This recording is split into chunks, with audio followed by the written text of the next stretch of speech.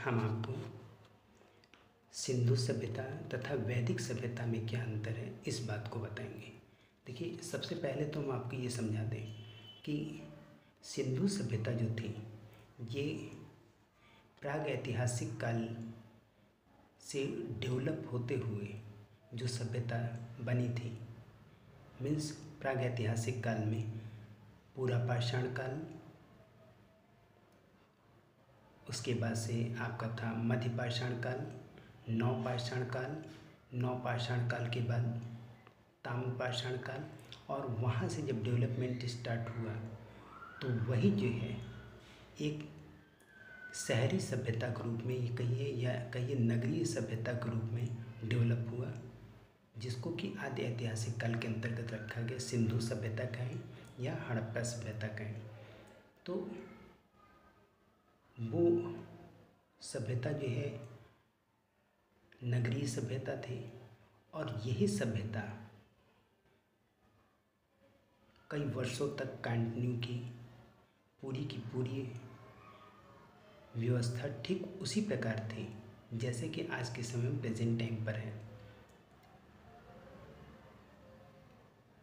कई बड़े बड़े शहर बसे हुए थे, पक्के मकान थे, रोड थी, नालियाँ ढकी हुई थी, लगभग सारी व्यवस्थाएं थी। यहाँ तक कि लिपि भी डेवलप हो गया था। हम लोग उस लिपि को पढ़ नहीं पाए हैं, भाव चित्रात्मक लिपि थी सिंधु सभ्यता के समय, तो उस चीज़ को हम लोग पढ़ नहीं पाए। और लार्ज स्केल में बाढ़ आने की वजह से या विभिन्न विद्वानों के विभिन्न तर्क हैं, किसी ने कहा है कि महामारी की वजह से, किसी ने कहा है कि भूकंप की वजह से, किसी भी रीजन से ज़्यादातर उम्मीद यही है कि बाढ़ आने की वजह से ये सभ्यता नष्ट हो गई। इसके बाद पुनः लगभग बीच में 250 ईयर्स की गैपिंग है। उसके बाद से पुनः जो सभ्यता स्टार्ट हुई, इसी का नाम रखा गया वैदिक सभ्यता। बुक में ये लिखा हुआ है कि वैदिक सभ्यता जो है ये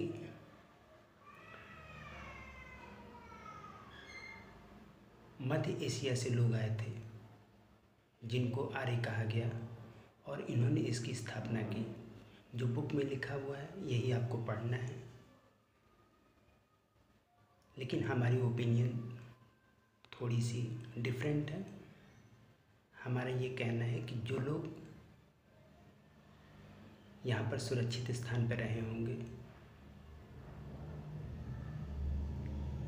सिंधु सभ्यता के समय से ही जो लोग यहाँ पर सुरक्षित स्थानों पर रहे होंगे, हो सकता है वो बाढ़ की चपेट में ना आए हों, और वही सभ्यता डेवलप होते होते वैदिक सभ्यता के रूप में, मतलब और तो नष्ट हो गई होगी, लेकिन धीरे धीरे जब डेवलप हुआ तो वो एक वैदिक सभ्यता के रूप में आ गई होगी। क्योंकि देखिए, वैदिक काल में जो है ये सारे के सारे वेद वगैरह लिखे गए हैं, सारी के सारी जितने भी ग्रंथ हैं सब डेवलप हैं, उपनिषद, पुराण, इतनी सारा डेवलपमेंट जो है एक दूसरी कंट्री से लोग आकर के करें, ये मुझे इतना पॉसिबल नहीं लगता। लेकिन आपको पढ़ना वही है, आपको वही याद करना है जो कि बुक में लिखा हुआ है। ये सिर्फ हमारी अपनी पर्सनल ओपिनियन थी। तो आगे हम आपको डिटेल में बताने जा रहे हैं कि वैदिक सभ्यता में और सिंधु घाटी सभ्यता में क्या अंतर है। देखिए, सिंधु सभ्यता कहें आप उसको या आप हड़प्पा सभ्यता कहें, दोनों एक ही चीज़ है। सिंधु सभ्यता, हड़प्पा सभ्यता क्यों कहेंगे? एक ही चीज़ है क्योंकि ये जितनी सभ्यता मिली थी ये सिंधु नदी के तट के पर थी, मतलब उसी के आसपास थे, इसीलिए उसको सिंधु सभ्यता कहा जाता है। और उसी सभ्यता को हड़प्पा सभ्यता भी कहा जाता है। हड़प्पा सभ्यता क्यों कहा जाता है? क्योंकि जो सबसे पहले खुदाई हुई थी वो हड़प्पा नामक स्थान पर हुई थी, जहाँ से के सारे प्रमाण मिलने शुरू हो गए थे। इसीलिए इसी सभ्यता को सिंधु सभ्यता भी कहा जाता है और इसी सभ्यता को हड़प्पा सभ्यता भी कहा जाता है। तो सिंधु सभ्यता थी वो नगरीय सभ्यता थी, और जो वैदिक सभ्यता थी वो ग्रामीण सभ्यता थी। वो ग्रामीण सभ्यता क्यों थी? क्योंकि सिंधु सभ्यता एक तरीके से पूर्ण रूप से समाप्त हो गई थी। हो सकता है कुछ लोग, जो लोग बचे हैं, वो धीरे धीरे डेवलप करके, जब डेवलप होते होते आए होंगे तो वो ग्रामीण सभ्यता के रूप में डेवलप हुए होंगे। वही थी आपकी वैदिक सभ्यता। लेकिन बुक में ये लिखा हुआ है कि वैदिक समाज की स्थापना मध्य एशिया से लोग आए थे जिनको आर्य कहा गया, उनसे वैदिक समाज की स्थापना हुई। तो वैदिक समाज जो है वो ग्रामीण सभ्यता के रूप में थी। देखिए, सिंधु सभ्यता जो थी वो मातृ सत्तात्मक थी और वैदिक सभ्यता जो थी वो पितृ सत्तात्मक थी।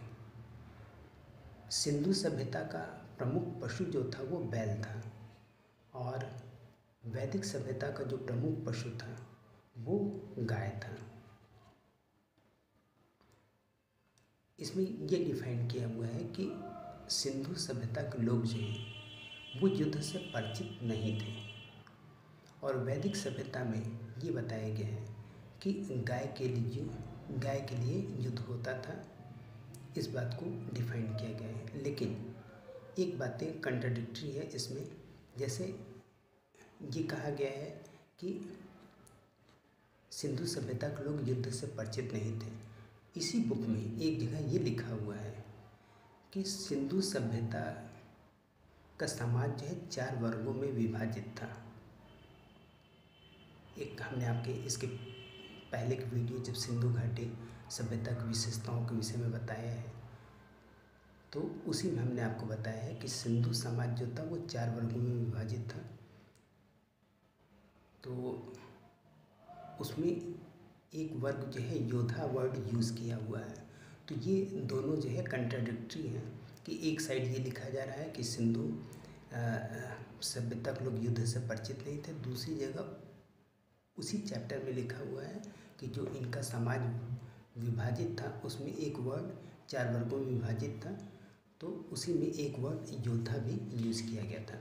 और इसमें ये बताया गया है कि वैदिक सभ्यता के लिए बताया गया कि गाय के लिए युद्ध होता था। देखिए, सिंधु सभ्यता में कांसे की खोज हुई थी और वैदिक सभ्यता में लोहे की खोज हुई थी। सिंधु सभ्यता कृषि प्लस व्यापार था और मतलब इसमें जो है इसमें वरीयता थी कृषि प्लस व्यापार, और वैदिक सभ्यता में कृषि प्लस पशुपालन।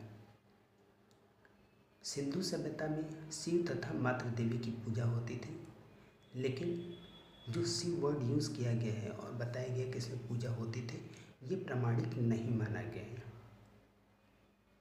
शिवलिंग मिला है लेकिन इसे प्रामाणिक नहीं माना गया क्योंकि किसी प्रकार के हम लोग कोई उसकी लिपि नहीं पढ़ पाए हैं और ना ही किसी प्रकार का कोई आगे प्रमाण मिला है। तो दूसरा, इसमें वैदिक सभ्यता में इंद्र को महत्वपूर्ण देवता माना गया है। आगे की बातें नेक्स्ट वीडियो में। Thank you.